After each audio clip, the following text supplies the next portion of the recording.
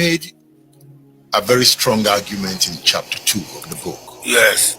Saying that the Igbos did not cause the war. Yes. Who caused the war? The cause of that war, if we look at it closely, and through my intensive research, I discovered that that war was caused by the revengeful counter-coup of Major Murtala Mohammed, July 29, 1966. You see, that coup brought about hardship to Igbo people. The coup was a coup of revengeance. Through my research, I equally discover that the killings of July 29, 1966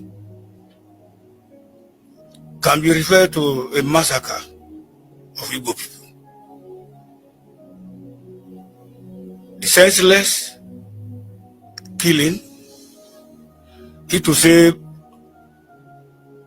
Lieutenant Colonel Yakubu Gowon stem the degeneration of that killing into Igbo program.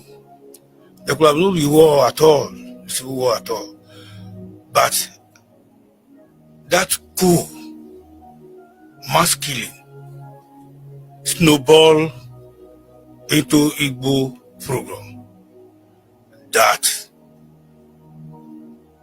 brought about the war, ignited the war itself.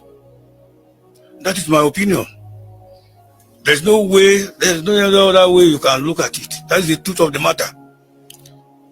And that's my strong belief.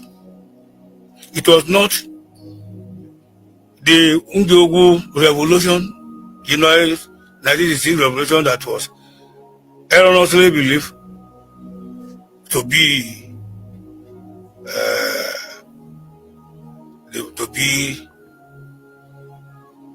the person who caused the war, nor Igbo as a whole, nor Ojukwu as a whole.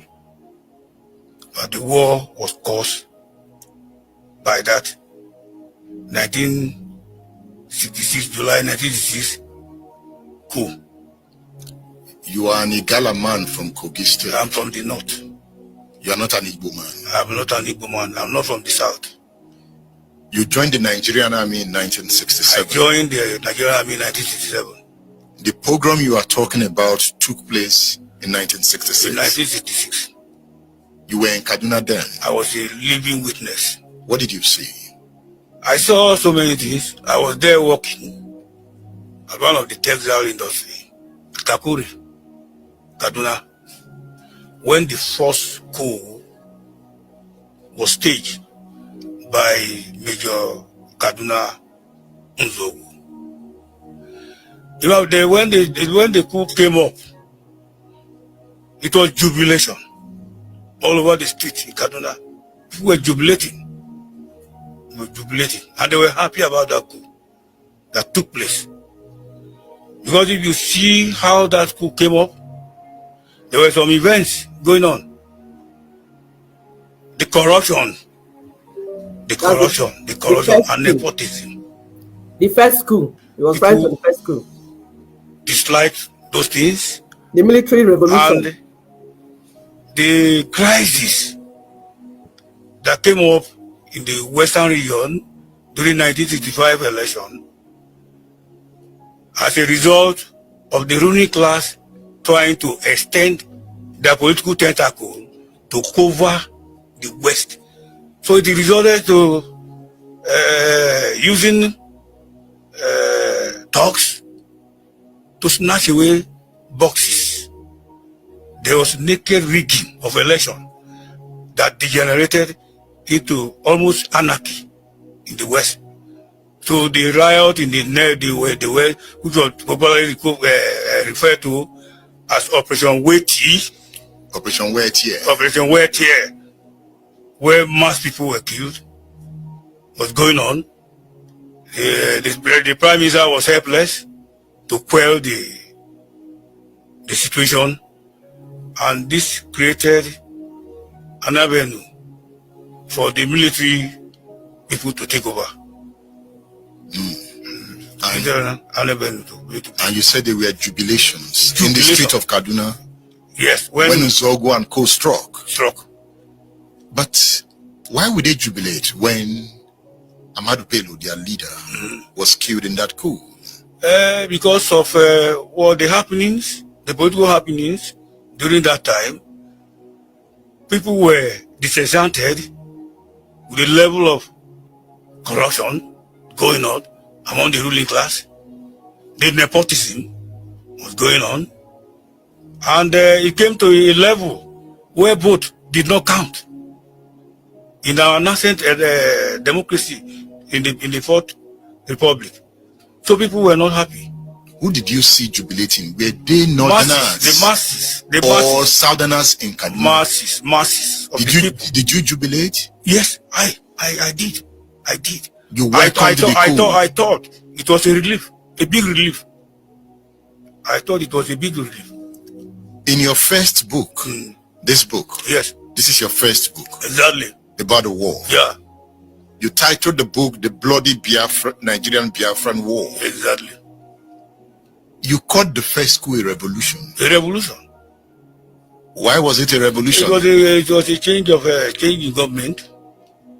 Change in government. In this book, it's like you celebrated the first coup. I celebrated it. If you look at the personality of those who staged the coup, the January coup, 1966, they were radicals, element, well read. Look at the life of Nzogu, Cardinal Nzogu. He was widely read with the school of Marxist philosophy, and he was vast in military history. So he was a radical socialist officer who wanted a change of government. They wanted to clean up the government, the First Republic, because they saw that that government of Baliwa was not working. It was not working. So they wanted to uproot it. So that was why Sadana was killed. Sadana was the leader of the party, NPC, who stayed in Kaduna. Tafawa Balewa was the prime minister who controlled the apparatus at the federal level. So Anuyo wanted to change this rotten apparatus. So they became targets. Two of them became targets of the revolutionaries. You also made the point in your first book, yes, that it was not an Igbo coup. No, it's not an Igbo coup. It's not an Igbo coup. Because I disagree with those people who have been lying that Ujogu coup was an Igbo coup. Some of them are even arguing that because only Major Ademoyiga, who is a Yoruba major, if not the whole 8 of them were Igbos. That was the premise they look at it from. And it was a wrong premise. You see, a revolution is a revolution. Whether people are from the same place, provided you have the same mind to remove those in power, it doesn't matter at all. It doesn't matter at all. I don't agree with those people who tag Nzogu revolution as Igbo revolution. You know, some would say that the killings were targeted towards certain regions. Why another region was excluded from the killings. And if you look at the region that was excluded from the killing, the eastern region, most of the officers that carried out that coup came from that region or close to it. So they have defined that coincidence as an Igbo coup. Not even coincidence. You can't say it's coincidence. Okay. It's a reality. The revolutionary wanted to change the government. Who were the people who were holding the apparatus of the government? The ruling class, the ruling party. Sarana was the head of the party. He stayed in Kaduna. If you want to change that government without eliminating the Sarana, do you think that government that coup will succeed? That was why they became target of the revolutionaries. What about Akintola? Akintola was, yes, Akintola. You see what happened was that they made an alliance with the party of Akintola. That was, I was telling that the ruling party wanted to extend their political tentacle to capture power in the West. And it deteriorated to crisis, serious crisis. See, so Western region became a problematic region that must be dealt with. The Prime Minister, Tafawa Balewa, who's supposed to use his power to quell the situation.